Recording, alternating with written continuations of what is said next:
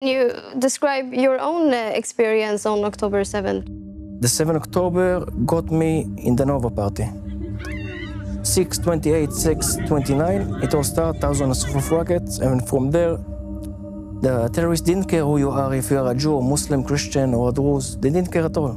All they wanted to do is to kill as many as they can, kidnap as many as they can, and make a lot of destruction. And from there, 15 hours of fighting and rescuing. There are some kind of wish to suicide, okay? To put embargo against Israel from Europe is to suicide Europe, okay? Because you are going to face the same problems. You are going to suffer from the terror very soon, sooner than you think. But Europe is not in a good situation. What we are doing in the Middle East, we protect Europe. Welcome to RIX and welcome Dr. Moshe Shima and Remo Salman. Thank you. Well, the conflict between Israel and Gaza, as we all can agree on, has sparked intense international debates, but we will get back to that. Just to start off, what brings you to Sweden? Well, in Israel, there is an organization. It's called the Tzahal Disabled Veterans Organization. And the responsibility of this organization is to take care for all the wounded veterans of Israel since the independence war, 1948, until today. Unfortunately, until October the 7th, we had 50,000 members. Now, because of this war, we have more than 60,000 members. So our job is to take care of them and to give them the best rehabilitation that we can give.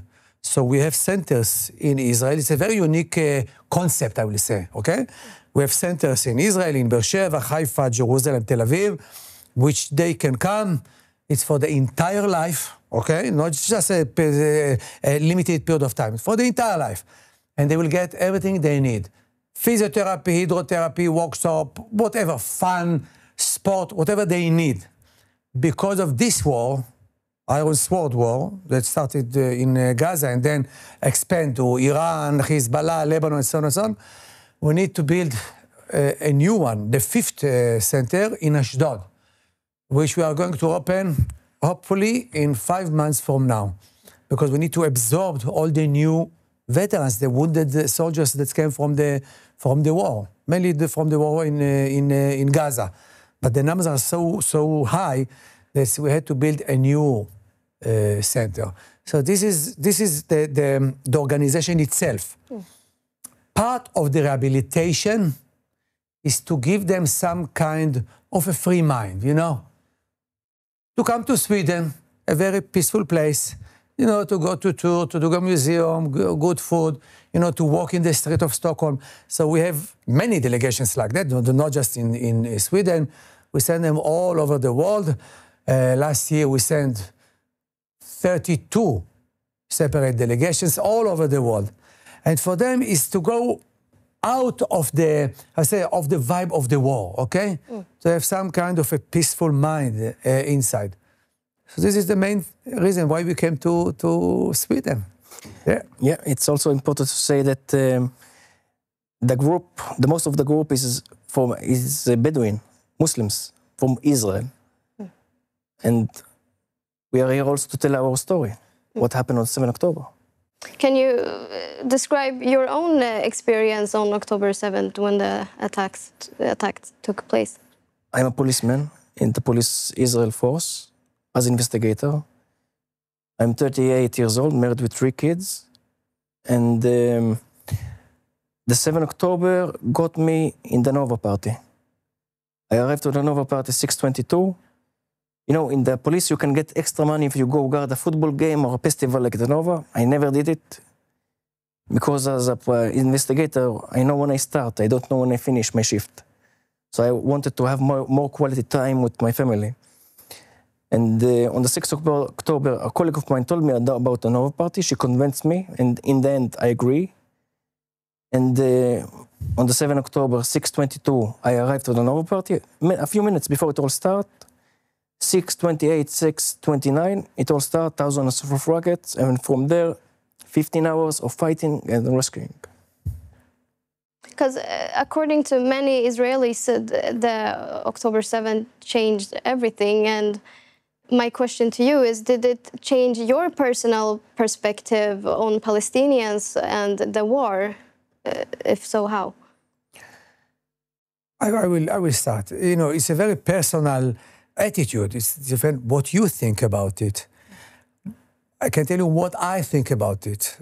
Because of the October the 7th, what's happened over there, I think it's my personal opinion, okay?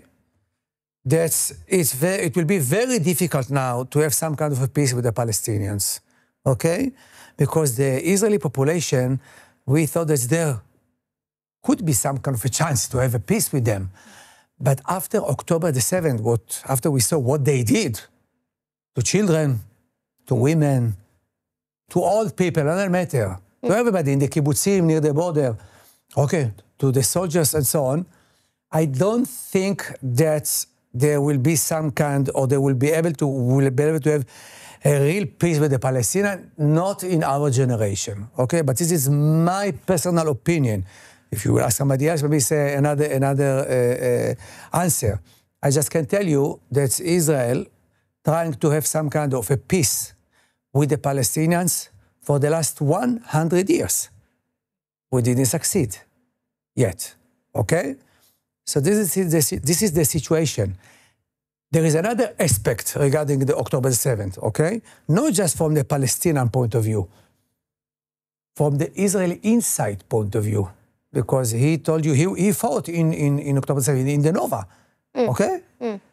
He fought against the terrorists. So I was a civilian, I'm a civilian, okay? I saw it in the TV. I must admit, I was very surprised to see something like that happen to Israel, because Israel is a very strong country, much more than even you can think. So how come something like that happened? Okay? Of course, there is reasons why it's happened and so on and so on and so on. But it was a surprise for us. And it doesn't matter. No, it's matter.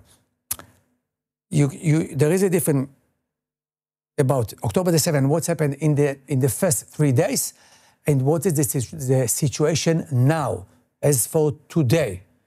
As for today, I think in a personal level, that we are in a much, much better situation than we were in October the 6th even. Israel, because of this war, Israel became much more stronger. Now it's kind of a dissonance, if you will ask me, how come? We lost 2,000 soldiers and civilians. Okay, it's a huge number for Israel. It's a huge number. But still, from a geopolitical point of view, or if you analyze it as a nation, not as an individual, it's a big success at the end of the war, because we had a war against 7 fronts. It's not just the Hamas. Hamas was the easiest way, okay, or the easiest part. But we have a war against Iran too. They launched missiles against Israel. Hezbollah started to launch missiles against Israel. So the Hamas and Iran and Yemen and Lebanon, they immediately started to attack Israel, all of them together. And we won. The IDF does not always see eye to eye with the government, with Netanyahu. The military opposed the idea to fully occupy Gaza, for example. Is there a difference between how the government wanted the war to go and how IDF viewed the situation? This is a political question, so I will be very, very careful. Now, because he belonged to the security forces, he cannot answer for you. Again, it's my personal level. Israel is a democracy, like in Sweden. We don't have a king, but it's a democracy in Israel. And in democracy, you have systems. In Israel, the government decides, and the army will do what the government order them to do. But because we are democracy, of course, they have their own opinion, and they will come to the prime minister to come and say, we, as a professional, we are the fighters, we think that's A, B, C. So there's, of course, the change of opinions. But at the end of the story, the army will do whatever the government will tell them to do. It's not a dictator that's the army control. No. In Israel, the army doesn't control. It's the government who control. So you ask about how it saw the Palestine. After the 7th October, you know, in the Nova Party on the 7th October, the terrorists didn't care who you are, if you are a Jew, Muslim, Christian, or a Druze. They didn't care at all. All they wanted to do is to kill as many as they can, kidnap as many as they can, and make a lot of destruction.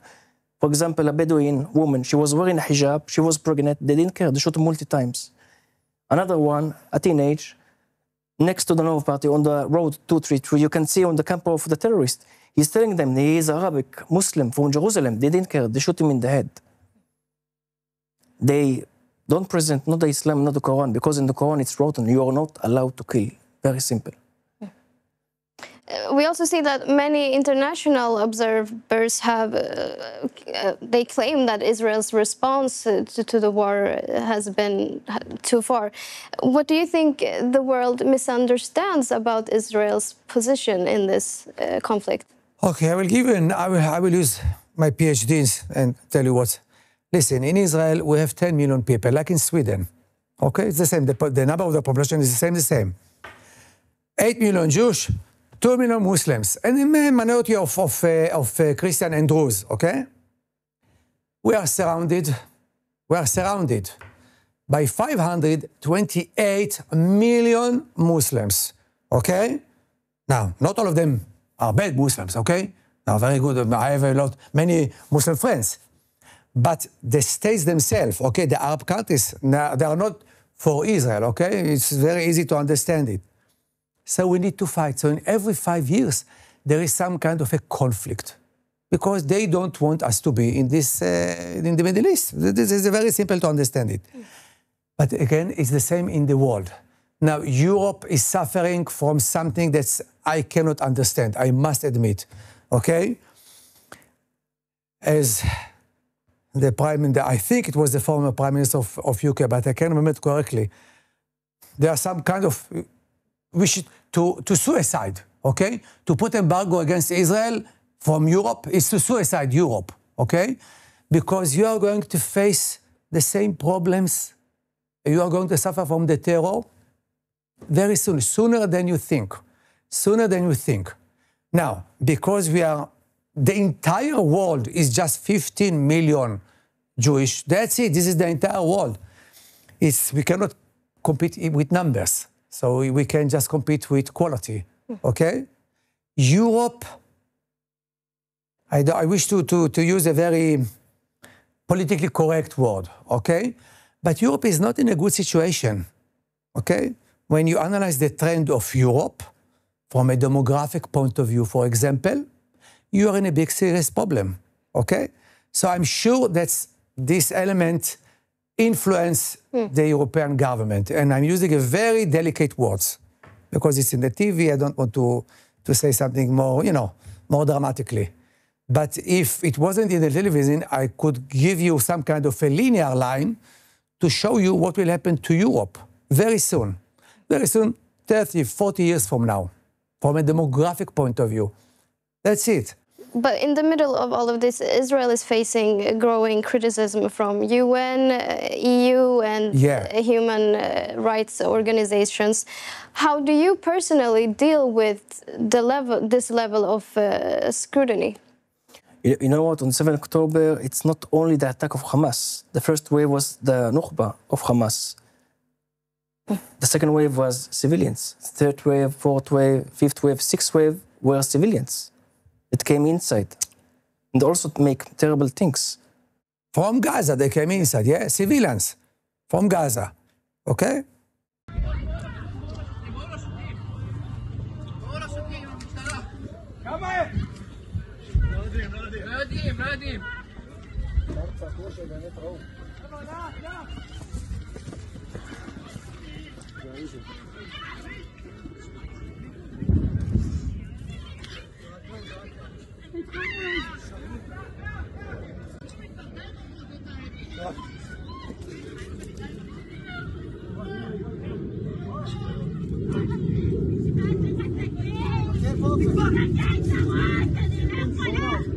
But how do you deal with this criticism? The situation, okay. Israel needs to have much more, I would say, efficient PR skills. Okay, not just in Europe, United States, and so on and so on. I admit that we are not doing a good job in this dimension, okay, from the PR point of view. Why? Because we are fighting for our life. We don't have time to be all the time in the TV or to speak all the time, to send you messages in the web and so on. We fight for our life. So, okay, this is the fact. I don't think that the world understands the reality itself, if you know what I mean. There is a lot of propaganda against Israel. Just very simple and fake propaganda. We need, you know what? It's another kind of a battle. And we need to know how to take care in this battlefield too. We are very good in the army battlefield. We are less good in the PR and media battlefield. But if we should speak just with facts, not perception, the facts. What are the facts? Israel has the best moral army in the world. We've also seen soldiers interviewed by The Guardian. They described the civilians being sent into tunnels to collect GPS data. I mean, this is a serious accusation and one of many crimes. How do you respond to that? The army sends civilians to the tunnels to collect what? GPS from data. First of all, it's forbidden by the Israeli law, okay? So it's very hard for me to understand something like that. Second, we need to analyze when you say civilians. Are they civilians or the Hamas? Okay? You need to analyze it in a very careful way. Now, this is propaganda. That's what I'm saying. It's just a cheap propaganda, okay? Nobody from the Israeli side will send a child in front of the soldiers. The Hamas are doing that all the time. As a concept, as a method, the Hamas will take children to put them in the front. Why? Because they know that the Israeli soldiers and officers are not going to shoot the children. Yeah. But the Hamas will shoot children. Yeah.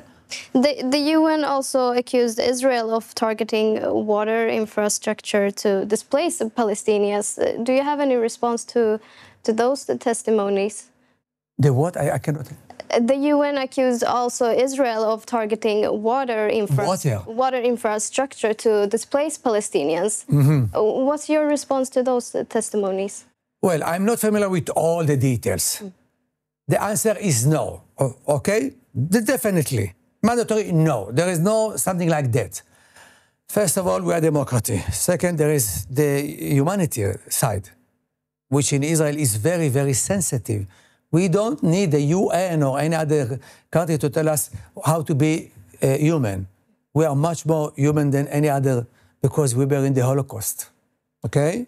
The entire Jewish nation, we were in Auschwitz. So we know what is humanitarian. Third, I don't think that it's true because, you know, we are very highly supervised. They check every Israel in every corner, okay? There are a camera all over, whatever. So everybody looks at us. But we are not, we give the food and the water not because everybody is looking at us, because that's what we need to do, because from the humanitarian point of view, nobody suffers from lack of food in Gaza. You can see the trucks over here was in Gaza, okay? He can tell you. But we have... There are hundreds of trucks every day get inside Gaza. It's important to say that. In my sector, where I serve in the police station, Segev Shalom, we see what's going on. We see the trucks, hundreds of trucks that go every day inside Gaza with food, water, with everything they need. Yeah, we also have UN reports that say that 90% of Gaza's water and sanitation systems are totally destroyed. How does the IDF justify that if... Well, it's a lie. So what I can do, it's not true, okay? It's a lie. I will tell you something else, okay? To put it in a wide spectrum. Israel is totally dependent on the United States. It's not a secret, okay? Of course, we share interest.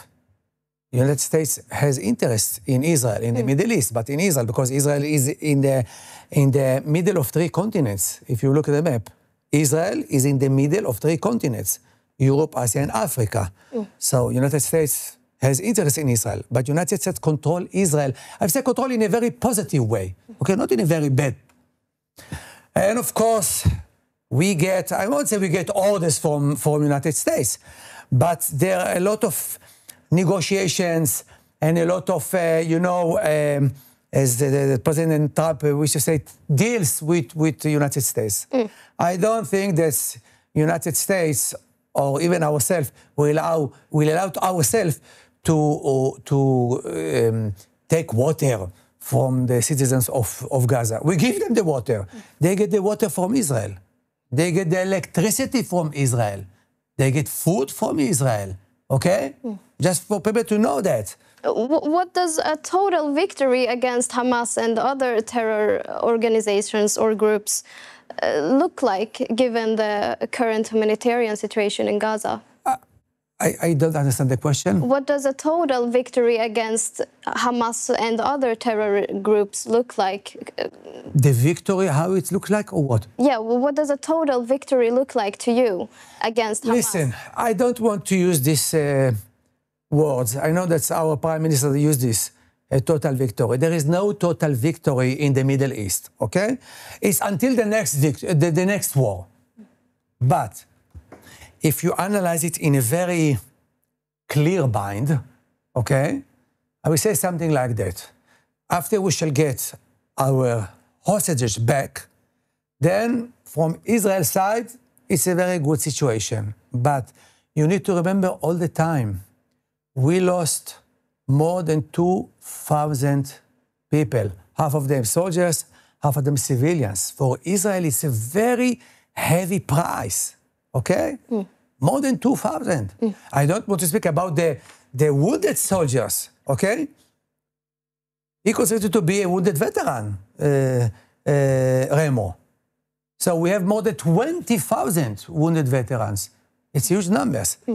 But from a geopolitical point of view, if we analyze the entire map, I will say something like that.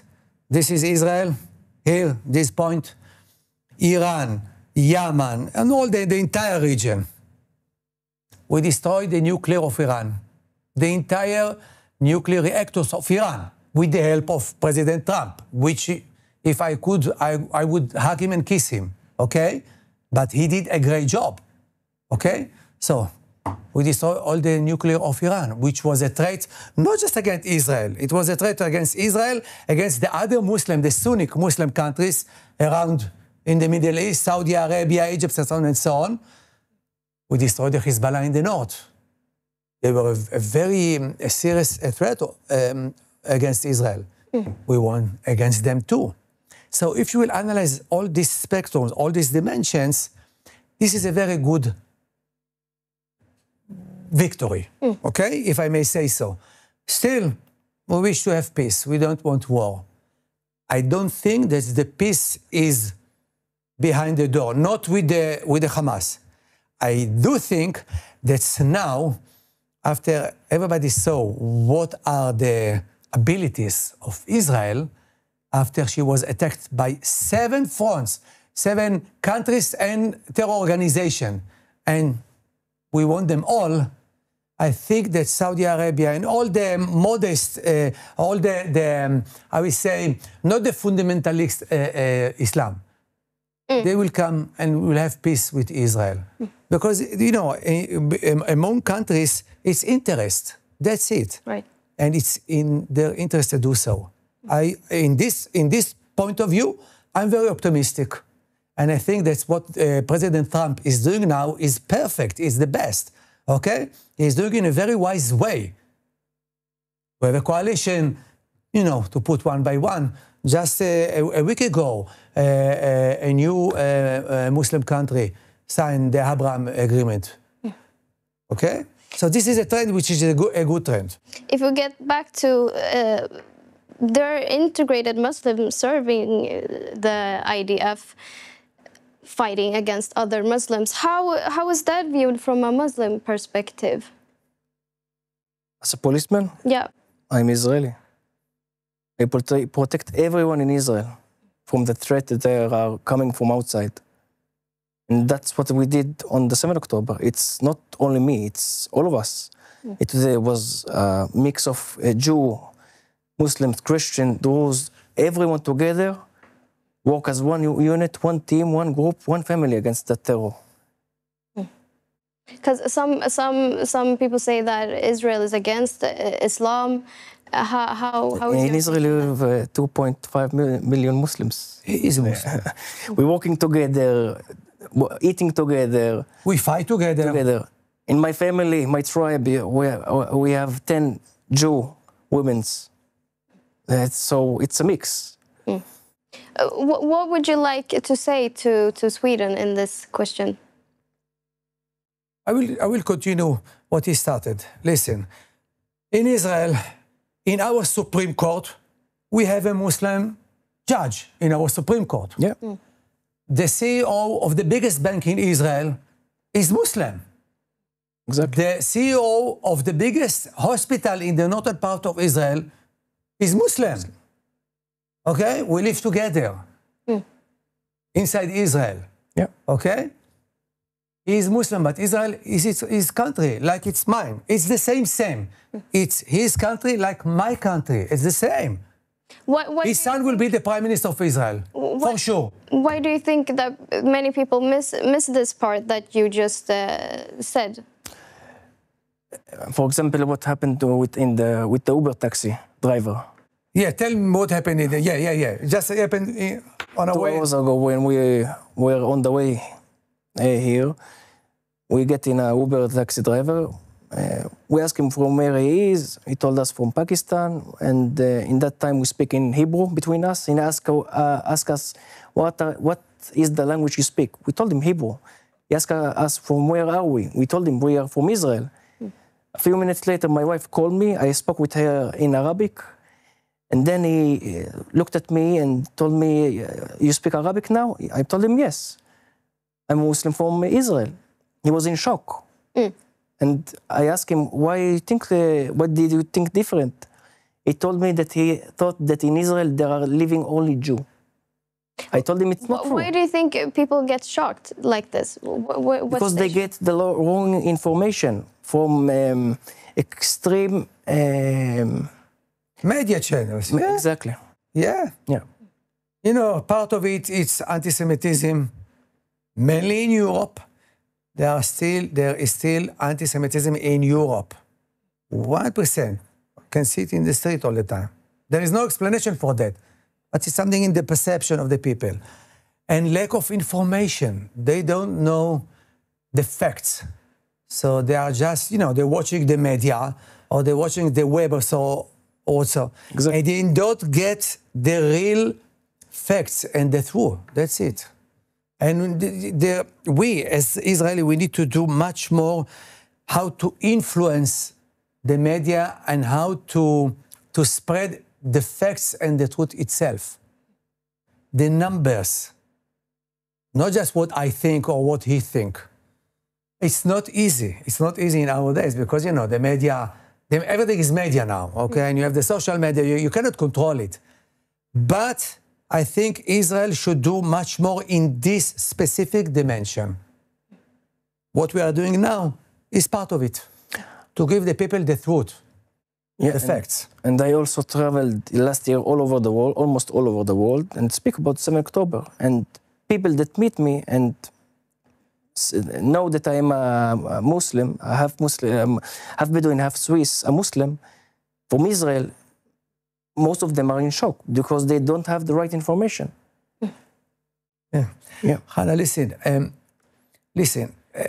Europe, as I told you, as a demographic trend, you are in a big problem. You know that. It's not a secret. You can analyze it immediately. But from Israeli point of view, regarding the October 7th, first of all, we didn't start this war. Okay? It was forced on us. And it took us, for him and his members, 3 days to go or to clean the area because they invaded Israel. You know that. They invaded Israel. Now people ask, how come such a strong country like Israel is very strong? We know that. Something like that happened to Israel. There is an answer what happened in October the 7th. I'm not going to analyze it here. It will take an hour. But it took them, because I'm too old to fight, okay? It took them 3 days just to clean the area from the terrorists, and then to go and start the war inside Gaza, and to run after the terrorists inside Gaza. That's what we did. But, as you can know, it took us 2 years with a heavy price. Yeah, Hamas but we won. Started the war, but can you understand the criticism that's against Israel and that has been against Israel? Is there... I cannot understand this criticism. It's hypocrisy. From my point of view, it's hypocrisy. To hear a prime minister from Europe criticize Israel? How come? We are the only democrat country in the entire Middle East, and you criticize us? We were attacked. It's not a war that we started. And of course we shall fight to save our life. Okay? So this is why I told you a few minutes ago, it's not just a matter of policy or nation's policy. A lot of anti-Semitism, you know, from the old anti-Semitism is involved here in Europe. And so you in Europe need to clean yourself from inside and to look at the facts, okay? It's very easy to criticize Israel all the time, okay? Because you know that we are the only Jewish country in the world, the only one, okay? In the world. What's your message to Sweden, if you have any? We will start. Okay, I want before that to go to the beginning. It's important to say that we, the police force, fight from the morning until afternoon. And luckily, our commander launched the code Parash Paleshet. The meaning of the code is there are terrorists inside Israel and you need to block all the main roads. That's also what had Israel, that the terrorists will not continue forward to Tel Aviv and Jerusalem. And also it's important to say there are not only Jews living in Israel, you have Muslims, you have Christians, you have Druze. It's a beautiful mix. Also in the party, it was a beautiful mix of Jew, Christian, Muslims, Druze from all over the world. In the Nova Party. In the Nova Party, yeah. And we saw something a little bit positive about that day. That everyone in Israel fight against that terror. Doesn't matter if you're a Jew or Muslim, Christian or Druze, everyone fight together as one unit, one team, one group, one family. And we push them back. Yeah, and as I say, we are strong, but together we are stronger. And I will say something like that, in a very clear way, okay? First of all, what we are doing in the Middle East, we protect Europe. Just like that. We fight for ourselves, but we fight for Europe too. That's number one. Number two, yesterday we went to the parliament, to the Swedish parliament. Amazing meeting with members of the parliament, the Swedish member of the parliament, okay? Amazing meeting. On our way, there was two very old women at the entrance of the parliament with a sign, Free Gaza. So I went to them. They were very old, so I was very polite. And I told one of them, do you know where is Gaza? And she said, no. So I told her, the entire group was with me. So I told her, so if you don't know where is Gaza, what is the sign that you are handling in the hand? She didn't know. Free Gaza, as a slogan. That's it. They don't know the fact. She didn't know where is Gaza even, okay? So I told her Gaza in the Middle East, you know, I tried to explain a little bit where is Gaza. Now, she was Swedish. She wasn't Muslim, she was a Swedish woman. Now, because she was very old, you know, I smiled to her and so on and so on, because she was an ignorant. She didn't know what she is doing. Somebody told her to take this and that's it. So for sure, there is some kind of ideology behind in her mind, but it's because she doesn't know the facts. So my if I wish to address something to the Swedish people, first of all, it's an amazing country, really. Beautiful country. The landscape here is one of the best. The people are one of the best. Come to Israel and see the reality in your own eyes. Exactly. Okay? Then judge, okay? Don't listen to the, all the media and so on and so on. Are you shocked over how Europe has been reporting and criticizing Israel in this question? Yeah, I was shocked. I was shocked. I thought to my wife, this doesn't make sense. How come they can criticize Israel? They should support us 100%. 100%. Because we protect Europe too. Okay? I'm not going to tell you what will happen if Israel won't have or won't fight against those terrorists. They will come to Europe. That's it. Thank you so much, Moshe Shima and Remo Salman for coming. And thank you very much for hosting us. Thank you. And thank you for watching, Rix.